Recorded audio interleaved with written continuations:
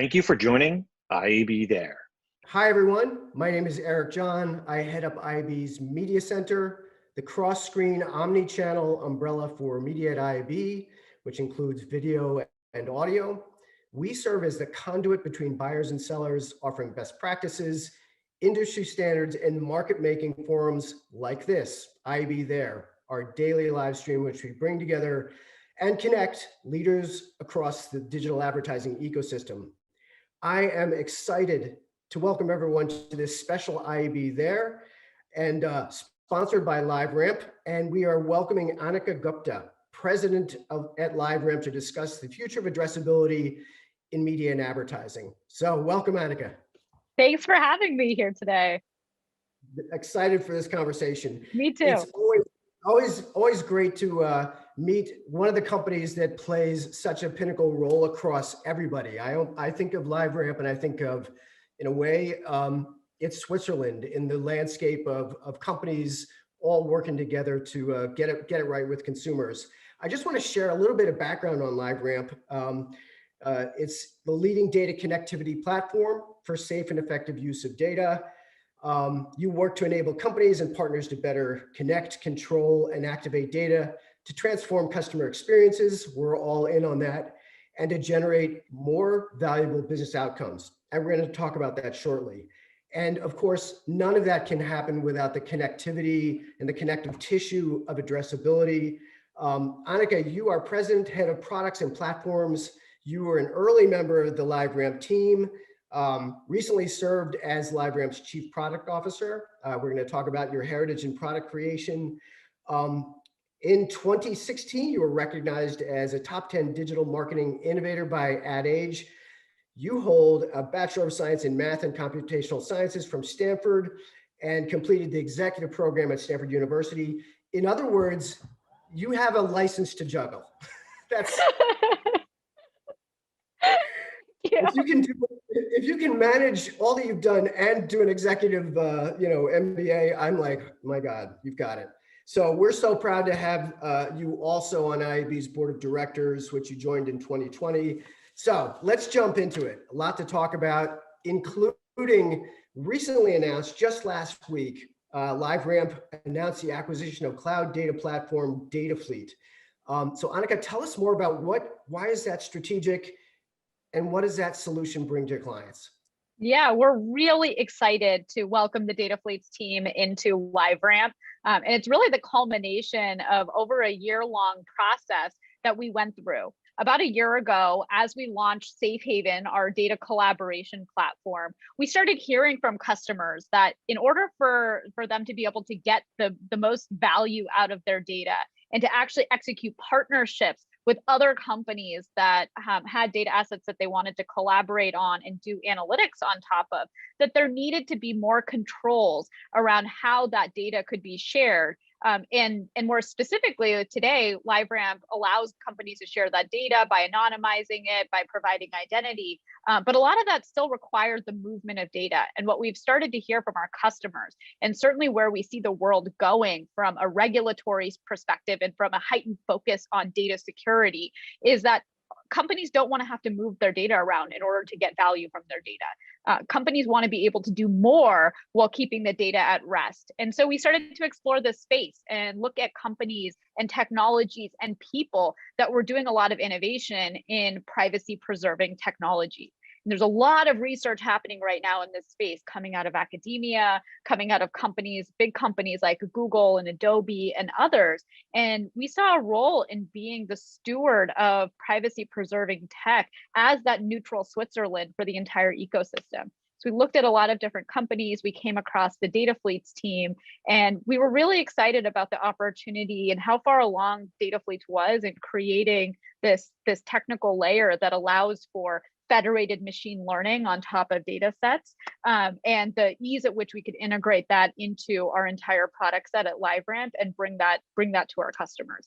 It's still a very early technology though, so there's still a lot of research going on in this space, and I think we're really at the beginning of a journey of what we're going to be able to do as an ecosystem in a truly federated approach. So I'd love to touch on that a little bit more. So when you think about the term federated, it kind of creates in your mind, the notion of a collaboration. And I think as you're describing it, having a more consumer-centric approach to data to support addressability, it sounds great. I think what we've seen and what, at IB, my lens is the whole ecosystem. So we're always really curious, how can we get the partners across the landscape to work together? Data is essentially enterprise value for every company. The direct-to-consumer era that we're in really, brings that home as a mandate. So when you talk about federation, how do partners, buyers, sellers, ecosystem members, what does that solve for when you're not actually passing data? Yeah, it's a great question. So the primary use case that we're solving for is what we call collaborative analytics. So how do you collaborate and do analytics on top of data sets that are sitting in multiple data silos? That can be within an organization, right? So we have big enterprises that we work with that have multiple business units. And while there's an enterprise data strategy to take all of that data and start using it to create better data-driven customer experiences, better operations that are more efficient across the business, there's still a reluctance to freely share that data across business units. So what that means is people don't want to necessarily go and take all of that data and dump it into one environment and create one data warehouse where all of that data sits. That's both has a bunch of risks for organizations, and it frankly is expensive to take that data out of the environment that it's sitting in now and dump it into a central place. Those problems get exacerbated even further when you start talking about, for instance, a retailer and a CPG company trying to collaborate on top of data sets where you're not even sitting within the same enterprise, and you're sitting in two different enterprises. There's a lot of concern that any company has that touches consumer data about making sure that that consumer data is consented appropriately and isn't just flowing out there into the ecosystem. And even if you're talking about trusted partnerships, the ability to do analytics and to say, hey, if I'm a CPG company, I'm running all of these digital media campaigns, I want to know who went into my various retail partners and bought my product. Well, those retail partners may not actually want to send that transaction data directly to the CPG company. And instead, through this federated learning platform, we can enable the CPG company and the retailer to collaborate, and for the CPG company to do closed loop measurement, for the retailer to potentially work with the CPG company to use the media spend that the CPG company is spending to drive more people into that retailer store to buy the product, creating those closed loops and creating those win-win situations. It becomes a lot easier when you don't require companies and have to go through this lengthy InfoSec process to actually move the data to create that kind of reporting. Yeah, so it's potentially a game changer. And I know, the harmonization of personalization and privacy, it's a big focus of IB's Tech Lab, of which LiveRamp is a member. You're on, you're one of the partners that we're working closely with. The other kind of interesting, news recently was LiveRamp's agreement to adopt and leverage UDID from the Trade Desk. That UDID framework now moving into Tech Lab for kind of further evolution as an open source software. How do you see this future of federated identity management? Is that, do you have a sense of timing for when you kind of learn what that future state looks like, and might it inform the way we're thinking about reArch?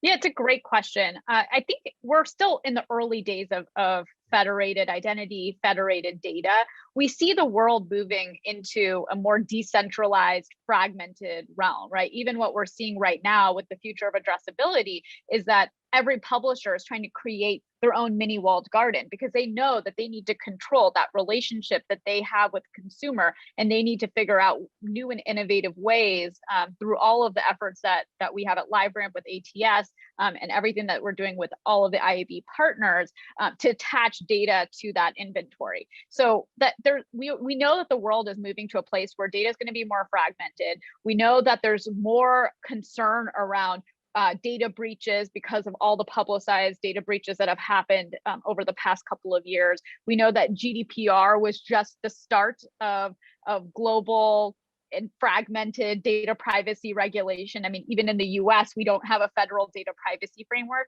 So all of these things are leading to a world where there is going to be greater fragmentation.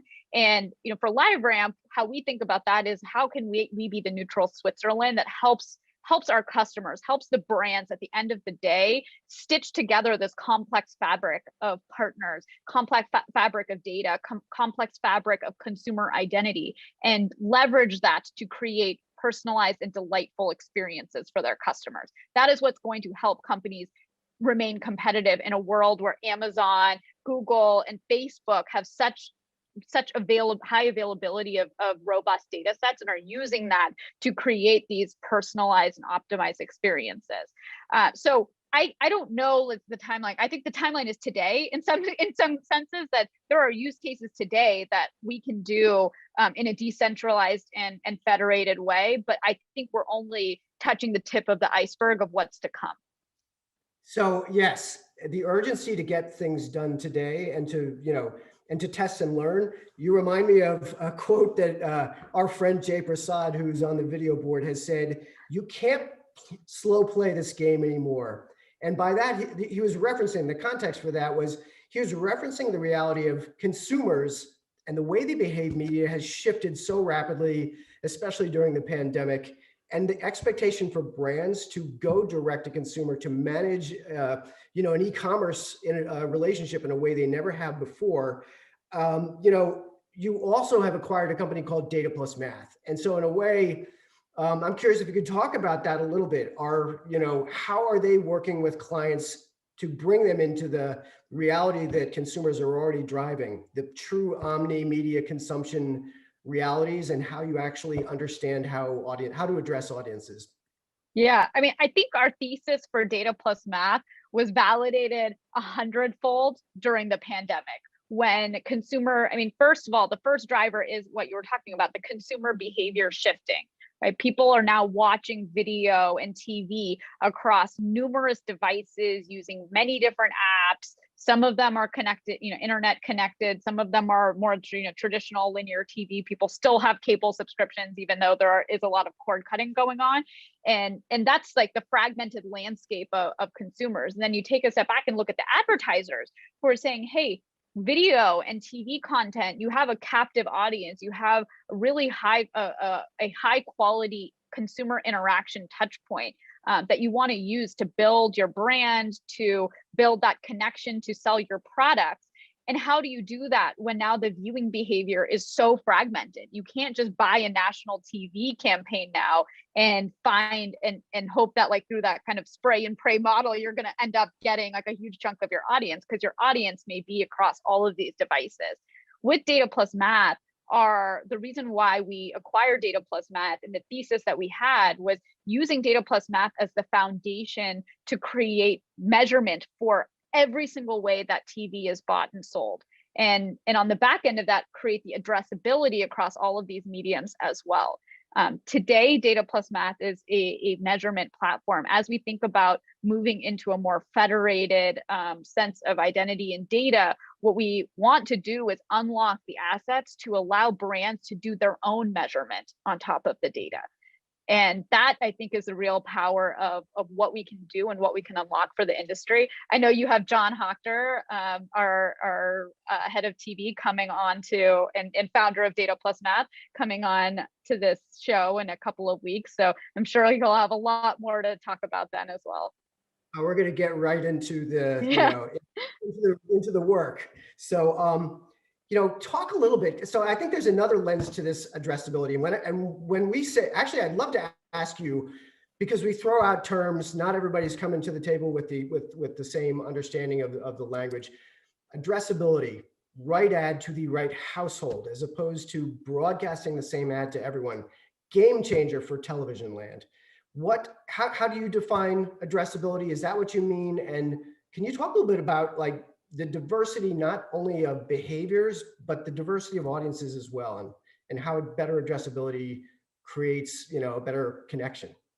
Yeah, I mean, I think of addressability as right message to the right person or household at the right time. So that's the dream that we've been talking about within digital marketing for over a decade now, is how do we really deliver on that? And how do we deliver on that, not just in the digital world, but across every interaction that we have with consumers? Now, if we think about what are the problems, like why 10 years later after saying that this is where we want to go, why haven't we been able to truly achieve that? Well, there are a lot of different challenges. One is the changing landscape of identity, and the fact that every time, every new device that and every new publisher and every new app that a consumer is interacting with is creating another identity universe. On top of that, with GDPR and CCPA, the ways that you can use that identity and the restrictions around it have only increased. Then you layer on top the changes that Google and Apple are making to the IDs that are available within the browser and within devices, and how that can be used. All of a sudden, you're changing many different fundamental things at the same time. So actually trying to find that person and identify a person within every experience becomes a lot more challenging because of that fragmentation and because of that rapid pace of change. And then you talked about diversity. Well, if we think about if we think about the past year, like since George Floyd's murder, has only highlighted how important it is and how left behind so many underrepresented minorities are in our society today. And if we think about the role that advertising and marketing has to play in that, we have to help our customers, we have to help our industry find those people that are not represented today, find the people that and target our offerings to a much broader audience than just the 1% high income spenders, where the majority of marketing and advertising revenue goes towards targeting those people. But the challenges of actually getting that diverse audience is that there are big data black holes for some of these underrepresented populations. And LiveRamp has been partnering for the past couple of years with a organization called Public Democracy that's really focused on how to go into more rural areas in the US and create data sets around these people, and figuring out how to match services to the needs that different rural communities have, or going into underrepresented populations and creating data sets to help our industry find people that we have historically left behind and raise them up and get them access to products and services that can make their lives better. Yeah, that's an area, as you're kind of mentioning, the diversity of data that it takes to actually create a diverse marketing practice. It's been interesting. I've been talking to Orchid Richardson, who runs our data and programmatic center. And what people don't realize too, all this tech, it's built by people. The algorithms, they're built by people. All of this, our whole industry deserves a rethink in terms of not only the practices of general market, but the actual approaches to getting the right creative to the right consumer. Could you talk a little bit about the realities that creative plays in all this? Because the use case that kind of really hit home for me during the pandemic was talking to TV advertisers, right? Suddenly you've got a dealership that is, you can't actually go into the dealership and buy a car in person, but you do need to get the car serviced. You need to drive up, drop it off, and get it serviced because all your engine light's going on, whatever. But how do you understand through the advertising connection that the dealership is open, that a CPG restaurant or that a QSR restaurant is open? Not this whole pandemic has really focused, shined a new light on creative optimization in a way that it hasn't before. Is that one of the use cases that you're seeing play out, as well? Yeah, I mean, I think we see it broadly. I mean, for the first time this year, I watched the Super Bowl. I haven't watched the Super Bowl in 3 or 4 years, at least. And what really struck me was, like, I watched the commercials during the Super Bowl, and there was much more diverse representation of people that were in the commercials. And that was something that was really great to see. So I think it's coming from all angles. When we think about data and we think about data informing the creative experiences that we're offering, you brought up this really interesting example of your car, and you have to still get your car serviced. I think too often we're too digitally focused. We think about data in the digital world informing digital experiences when we need to think holistically. When we talk about omnichannel a lot as an industry, but we don't practice omnichannel. We don't actually look at the holistic experiences. We don't take the same data-driven practices that we've been using in digital for the past 20 years and apply them to every part of the customer experience, about actually delivering like if someone comes into auto mechanic shop and is getting their car service, what kind of data could you actually bring to that small business to help them service that customer better? And that is something that I think we're still in the really early stages of doing. But at LiveRamp, as we think about data-driven customer experiences, marketing is just one piece of that. There are all of these physical real-world experiences that we need to integrate in as well. And I think only when we think about omni-channel as the integration, the true integration of physical in-person experiences with digital experiences, will we really hit that holy grail of right person, right time, right message. Yep. The theme of this year's annual leadership meeting is the Great Reset. And I'd love if you could kind of share, what does that theme mean? LiveRamp is going to be a big part of the story and participating in the event, but what does the Great Reset mean for LiveRamp's business? And then if you could share, what does that mean for you personally and how you're approaching your day-to-day? Yeah, I mean, I love that theme. Scott, our CEO, is going to be doing a session at ALM about the future of addressability and our authenticated traffic solution product and what that means for the ecosystem, which is great. And I think that's near term what we have to think about is that addressability. But as I think out longer term about the Great Reset, there are two fundamental themes that I see happening in this industry. The one we talked about at length, this move to decentralized, federated capabilities. The world is moving to more decentralized. We need to think about, as an industry, how we move from more centralized architectures to decentralized architectures. And similarly, we need to actually put consumers back in the driver's seat and build our products in a truly consumer-first way. I think for too long we've considered the consumer as the second-class citizen in this ecosystem, and the consumer really is the first-class citizen. We are trying to serve them.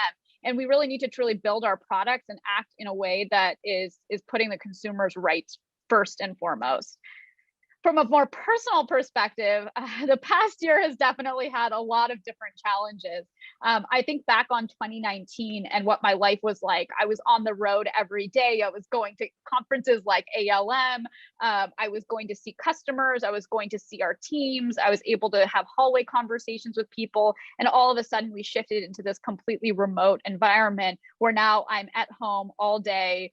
And I'm trying to figure out, like, how do I find new meaning in my life? What is it where am I going to get that source of joy that I got from all of these other activities that are no longer available to me? And what I discovered is that I have an intense love of making. So I've learned to crochet, and I've been crocheting like little creatures for my friends' kids and hats and scarves. And I've also gotten really into baking. So I'm baking many things for my family, much to the chagrin of their waistlines. But that's something that I've really discovered a love for, and I'm hoping that I can carry that forward after the pandemic and continue making things. Well, you are a product person at heart, so that all makes total sense. And you inspire me, because I actually have some soup on the stove that I am making from scratch. So nice. I think we might be into a trend here. Anyway, has been great talking to you, and tell John Hochter I am really looking forward to our chat in a couple of weeks, and we are going to unpack what how this actually works in the context of clients. But in the meantime, Annika, thank you so much, and we'll be seeing you soon. I want to thank LiveRamp for sponsoring this episode. IAB There is a production of the Interactive Advertising Bureau. Our show today was produced by Connor Healy, Joe Ounce, and John Ward. I'm Eric John, and thanks everybody for watching and listening. Take care, everyone. IAB's next big event is ALM, the annual leadership meeting running the week of March 8th. To find out more, visit www.iab.com/ALM.